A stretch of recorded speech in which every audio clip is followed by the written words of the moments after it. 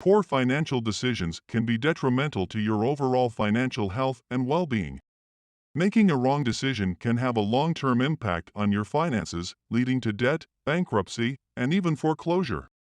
Therefore, it is essential to understand the consequences of making a poor financial decision so that you can avoid them in the future. In this video, we will explore some of the worst financial decisions you could ever make and how to avoid them. Not saving any of your monthly income. Saving money is one of the most important aspects of financial management. Each month, it is important to save some of your income in order to ensure long-term financial security and stability. Not saving any of your monthly income can seriously damage your financial health, leading to a lack of savings, inadequate retirement funds, and an inability to pay for unexpected expenses or large purchases. Therefore, it is essential to make sure that you are regularly saving some portion of your income each month in order to maintain a sound financial position and plan for the future. One of the ways you can start to save is if you set a goal and save first. It is important to set a goal of how much you would like to save each month. For example, you might decide on saving $100 per month. After setting the goal, it is time to start saving.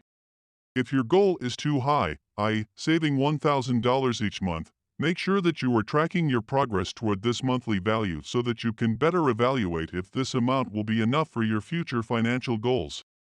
It is also important to keep in mind the other expenses involved with reaching this target. For example, in order to save $100 per month, you would need to cut spending on coffee by $10 and your grocery bill by $50. While it may seem overwhelming to save $1,000 each month or even just a few dollars each week, setting this as a goal can help keep you motivated and focused on the long-term goal. It is also important to remember that saving money takes time, so if you are struggling with your small monthly savings target but want to change it up and make bigger changes toward reaching your overall goal, try breaking the savings goals down into smaller chunks that are easier for you to follow. Making large, unnecessary purchases. If you are looking to save money, then it is important to be aware of the impact that large, unnecessary purchases can have on your financial health. Not only will these large purchases be a burden on your wallet, but they can also prevent you from reaching your financial goals.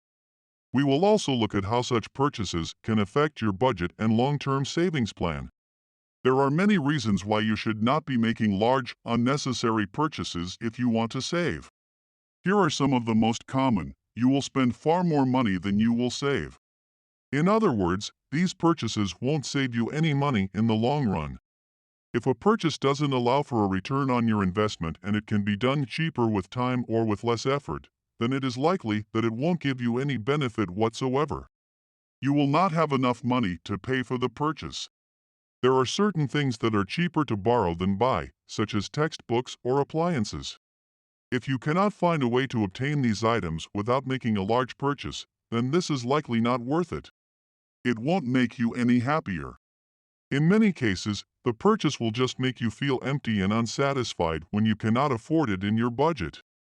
This will end up making you more stressed out and anxious, which can impact your mood and mental health negatively over time. Living large in your 20s. Your 20s are a time to take advantage of opportunities and lay the foundation for your future. But living large and spending too much on material possessions is not always the best way to achieve success. Instead of focusing on how much you have to spend, keep your eyes open for how much you can save.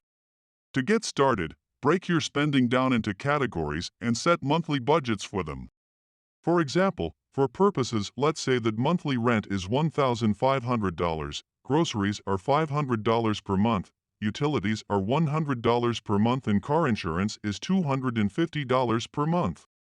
Your budget as a whole would then be $2,750. If you're dealing with more than one category like groceries and utilities, for example, plan as if each expense is $500 per month.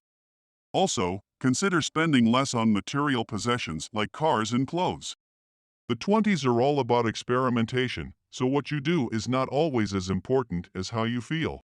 When in doubt, aim for the gray areas between right and wrong. Don't worry about what other people think of your actions, but rather focus on how they make you feel. Not paying off your credit card. Paying off your credit card is a smart financial choice. Unfortunately, many people make the mistake of not paying off their credit cards in full and end up with high levels of debt. In order to avoid that from happening, it is important to be aware of the interest rates you are being charged. It can be tempting to keep the card open for a long time. However, in most cases, it's more beneficial to pay off your balance each month and save money on interest fees. When your credit card balance is greater than 30% of your total credit limit, it's advisable to pay it off as soon as possible. If you don't prioritize paying those high-interest loans off, means you will be paying the maximum amount of interest on your debt eventually. Because you cannot get away with your credit card fees. Why not get your loan out of the way and start putting that money towards savings and investing? Start paying off your debt with the highest interest first. You have to prioritize your debts because you don't want to get stuck in a vicious credit debt cycle. Plus, you can make the most money if you start by paying off the highest interest rate debt first. For example, if one of your cards has 15% interest and another has 20%, then pay off the 15% card before going after the 20% card. Putting off financial decisions. Financial decisions can be intimidating, especially if you don't have the knowledge and experience to make smart decisions. But putting off such decisions can be costly in the long run. With each passing moment, you are losing out on potential money-saving opportunities and increasing your risk of falling into debt. Making financial decisions today is a key step toward achieving a secure future. Letting your credit score suffer, failing to keep track of your credit score can lead to serious consequences. It's important to stay on top of your credit score so you are aware of when it's time for a loan or a major purchase. If you are late on payments, there is an increased risk that the lender will take away the card or take other measures, such as denying a loan application.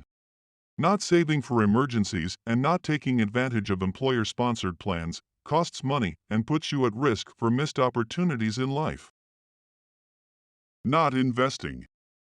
Investing is an important part of financial planning and ensuring a secure future.